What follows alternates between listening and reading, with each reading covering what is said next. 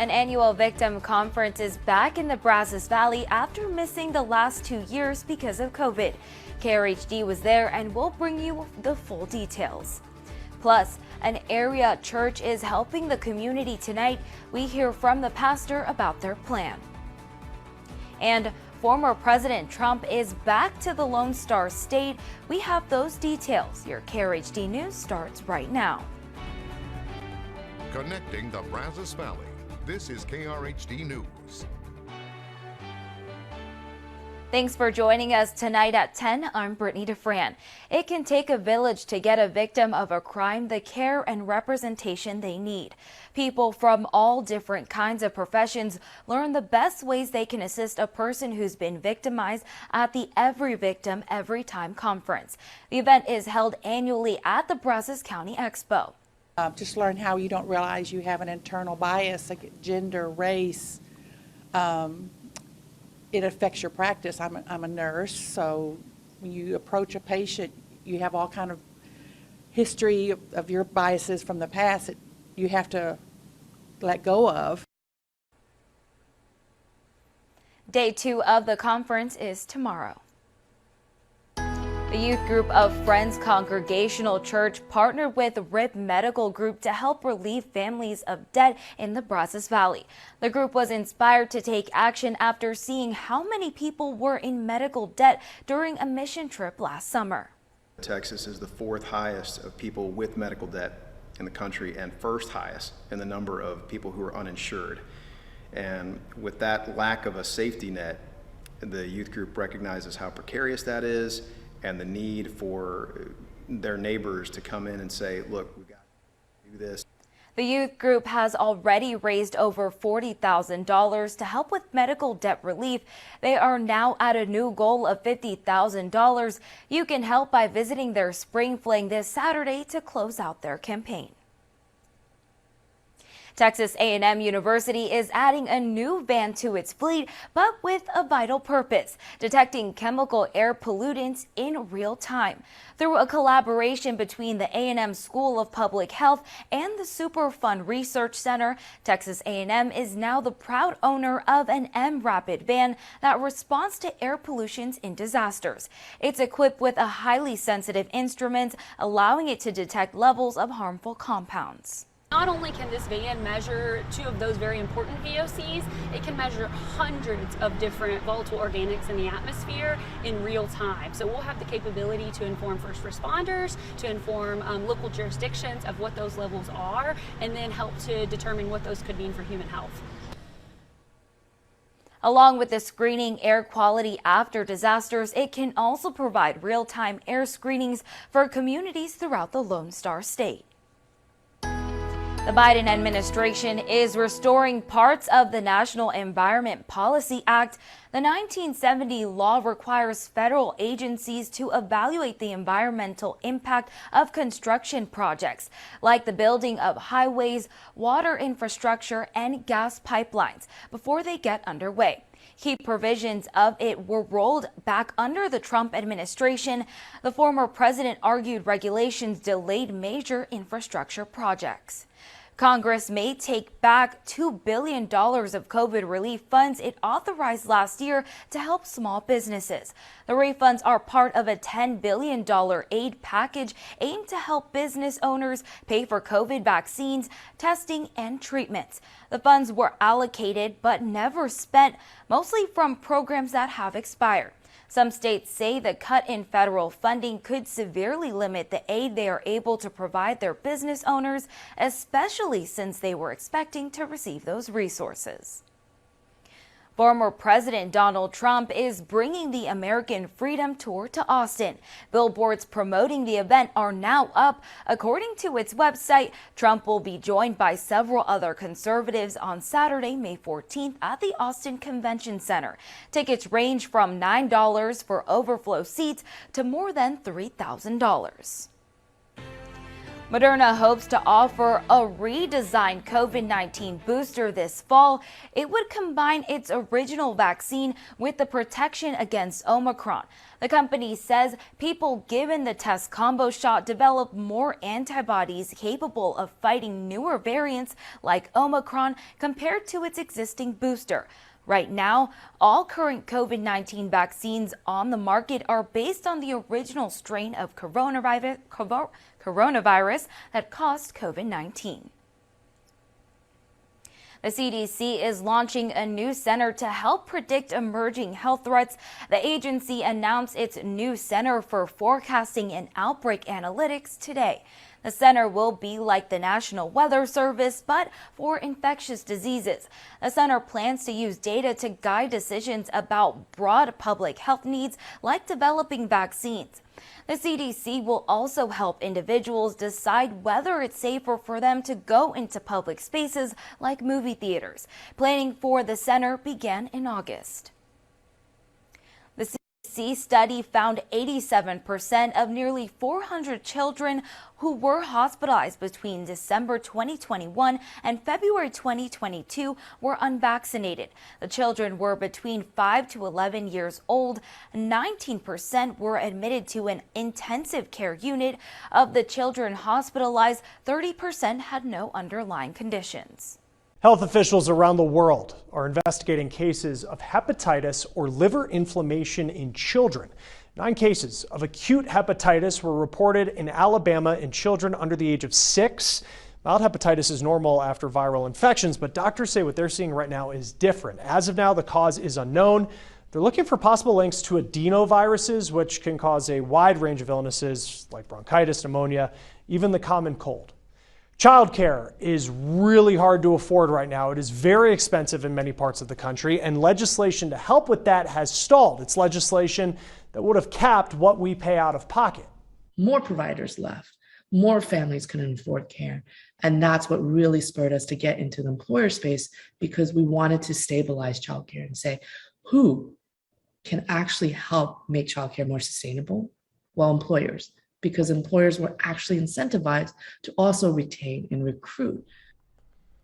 Now, as hard as the pandemic has made affording childcare, WeCare is a company that used to be a marketplace for parents to go in search of childcare, but they've shifted. They're now trying to help companies create benefits programs to help workers who are trying to balance their jobs, but also parenting. Jessica Chang says it can be cheaper for a company to actually put money towards an employee's childcare costs as opposed to the cost of losing them. But if you lose that $50,000 employee, that's $10,000 you're going to be spending to hire on the conservative side. Hire and replace. Well, what if I told you, hey, what if instead you offer that employee $200 a month, which is 25%, sometimes 25% of the cost of childcare? Yeah, it all adds up. WeCare tries to help employees find care and then customizes a program that fits what their company may be looking for. And most of them are like manufacturing companies, healthcare, retail, hospitality. Those industries are really getting hit, but also they probably employ the most number of people in any industry, right? And many of their employees are lower waged employees too. Now, she says more workers should speak up to their employers and ask for help with affording childcare. She is hoping that this can keep more people employed, especially women. Now, next in our lineup, the need for organ transplants has also grown since the start of the pandemic. One woman is sharing her experience with us of what's it like to be a living donor and what she thinks more companies need to do to encourage it. Texas teachers are losing their certifications at a record pace, all while facing teacher shortages. We find out why after the break. Despite a teacher shortage, the number of teachers losing their certification is growing. According to the Texas Tribune, the number of teachers who leave in the middle of the school year is up 60%, from 258 to nearly 500. School districts can report teachers who break their contracts to the state. The State Board for Educator Certification can suspend certifications for 1 year. People who receive Social Security checks are on track to get the biggest cost of living raise in 4 decades. The Senior Citizens League estimated the adjustment raise could be as high as 8.9% next year. Based on recent inflation data, that would mark the steepest annual adjustment since 1981. The Social Security Administration will release the final adjustment percentage in October. It may not be a good idea to count on cheap gas for your summer travels. Prices at the pump are on the rise again. Gas prices had been falling slowly over the past several weeks after Russia's invasion into Ukraine sent them spiking last month. Experts warn uncertainty in Ukraine and typical price increases seen during the summer driving season could continue to put upward pressure on fuel prices. It looks like we could be seeing a dip in natural gas prices soon. Natural gas futures fell sharply today from its highest levels in 13 years. The commodity tumbled 10% after 5 straight days of gains.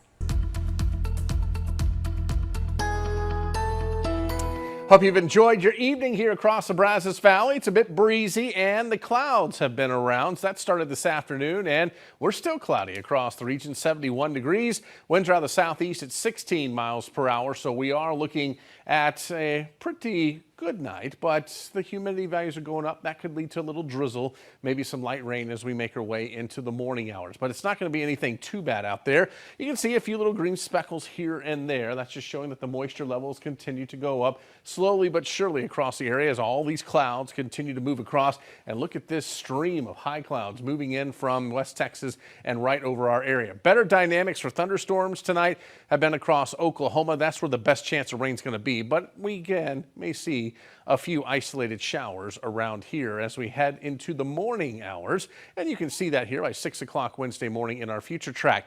This will be very light, if anything at all, but at least there's a small chance of some showery activity. Then we'll remain partly to mostly cloudy as we head into Wednesday afternoon. It will be warmer, though. I do think we'll see a little bit more sunshine in the afternoon, and that will help to warm us up into the 80s. And then we're looking at maybe a sprinkle or two and some drizzle as we head into Thursday morning.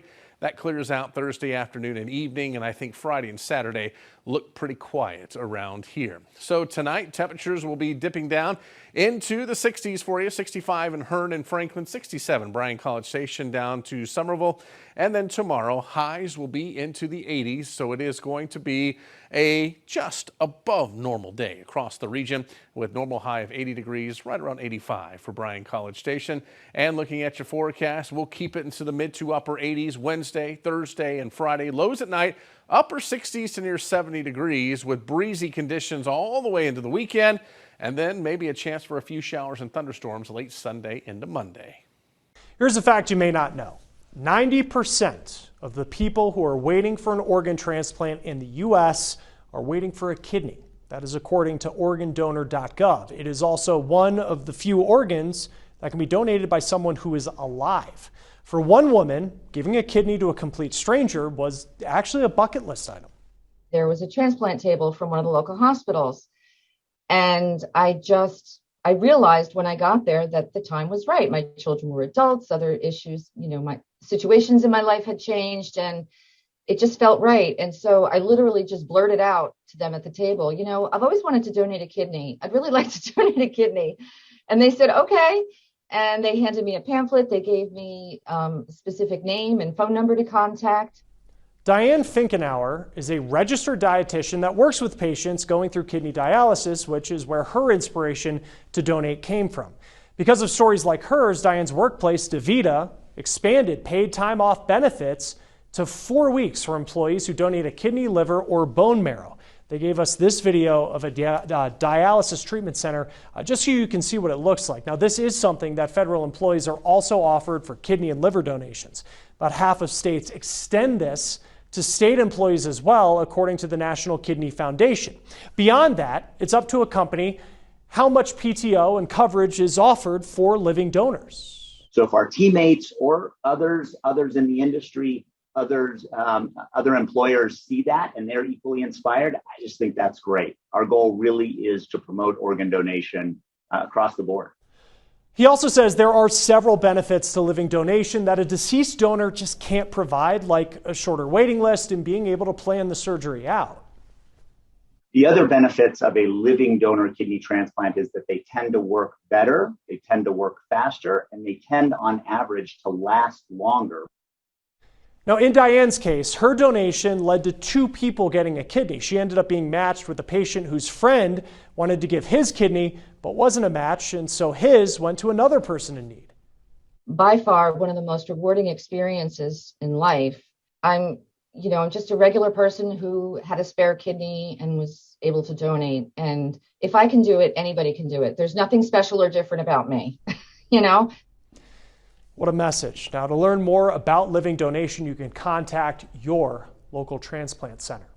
Well, from shopping to scrolling, there's a lot that we do on our phones. And next in our lineup, the research that shows how we behave on our phones is affecting our beliefs. Just how important are our phones? Yeah, they keep us organized and in contact, and we joke that we're dependent on them. But as Dan Grossman shows us, there's some new scientific research that suggests we might actually have an emotional dependency on them. Let's say you're taking a walk in the park, you see someone, you don't really want to say hi, and you don't know what to do.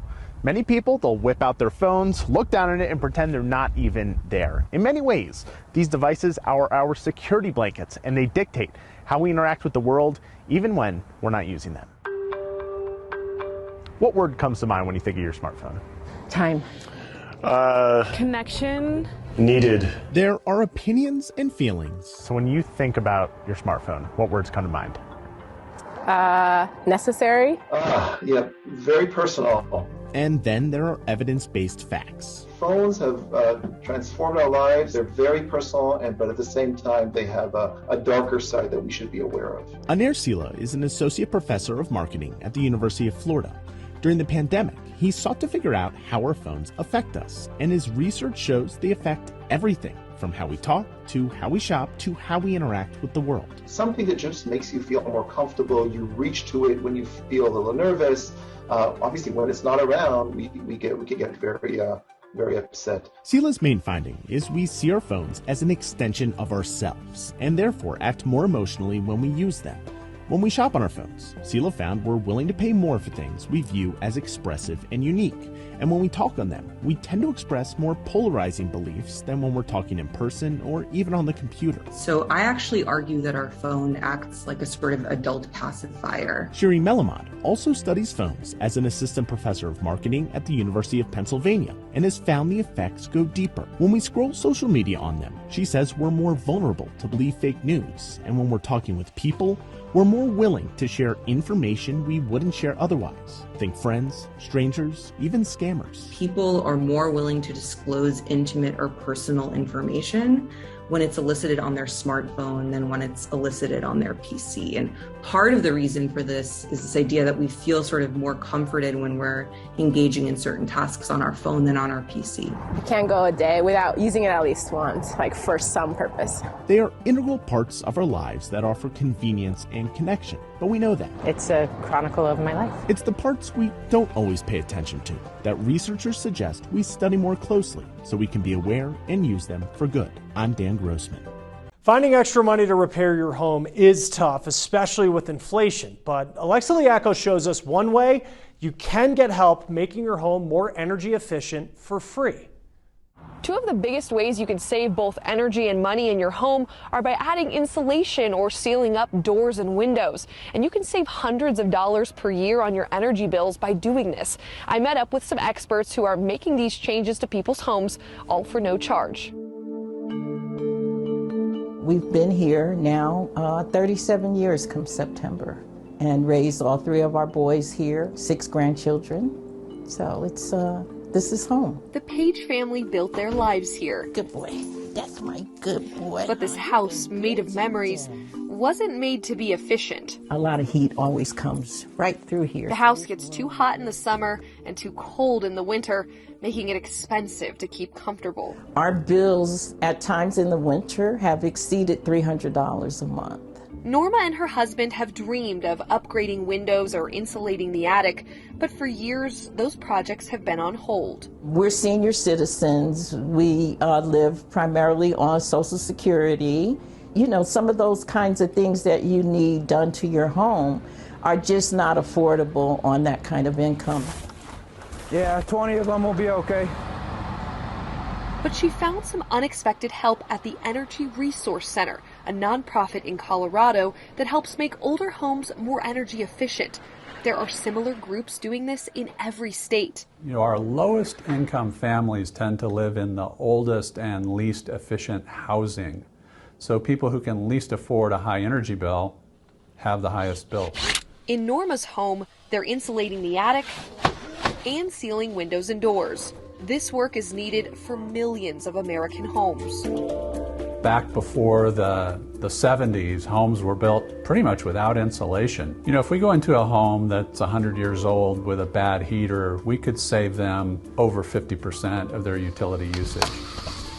And with the $3 billion investment from Congress, programs across the country like this will get more funding to help families. You know, for a long time, we were kind of these energy geeks over in the corner doing the work that we do, and we know how important it is, but it feels like more people are becoming aware of the importance of, you know, being more efficient with the energy that we use. For the Page family, this investment is one they want more people to take advantage of. I mean, you can be living comfortably, not above your means, and qualify for this program. People need to know.